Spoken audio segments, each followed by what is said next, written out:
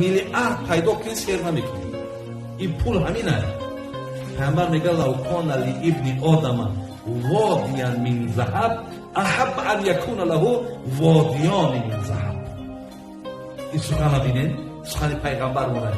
мега агар яке аз шумора як водӣ гуфта акинам як дараи калон пур ай тилло бошад, ӯ пур ай тилло буда шуда миллиард тонна.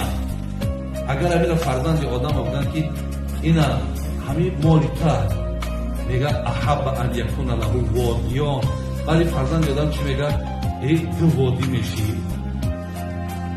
як водиш камай, дута мешӣ, бо хуб мешӣ. пайғамбар гуфт ки шумо ҳеҷ вақт сер намекунед то замоне ки дохили лаҳад саред. ҳамун хоки лаҳад вақте дар даҳанат гирефт, ҳамунҷо сер мешавад.